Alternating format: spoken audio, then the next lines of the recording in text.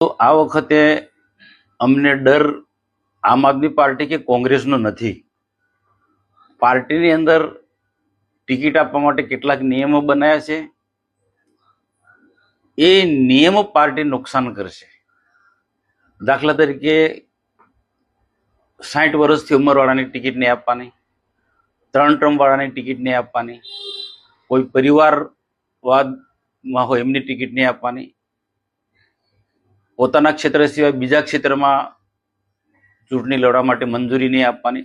આ બધા જે પાર્ટીએ જે નિયમો બનાવ્યા છે એના કારણે કાર્યકર્તાઓ સખત નારાજ છે. ગુજરાતમાંથી જેને સખત મહેનત કરી હોય, ઘણા સમયથી ચૂંટણી જીતવા માટે, તાલુકા પંચાયત કે જિલ્લા પંચાયતની ચૂંટણી જીતવા માટે જે મહેનત કરી હોય, કાર્યકર્તાની ટીમ બનાવી હોય, એના પર બધું પાણી ફરી વળવાનું, નવા ઉમેદવારો માંગે, નવા તાત્કાલિક કોણ આપવાનું. તો આના કારણે અમને ડર આમ આદમી પાર્ટી કે કોંગ્રેસનો નથી, પણ પાર્ટીએ જે સખત કડક નિયમો બનાવ્યા છે એના કારણે ભયંકર નુકસાન થવાનું છે. તો મારે ત્યાં સુધી કેવું છે કે વિધાનસભાને કે લોકસભામાં આ નિયમો નથી, તો પછી નાના કાર્યકર્તા માટે તાલુકા પંચાયતની ચૂંટણી લડતો હોય, જિલ્લા પંચાયતની ચૂંટણી લડતો હોય કે નગરપાલિકાની ચૂંટણી લડતો હોય, એવા નાના કાર્યકર્તા માટે આવા નિયમો શું જરૂર છે?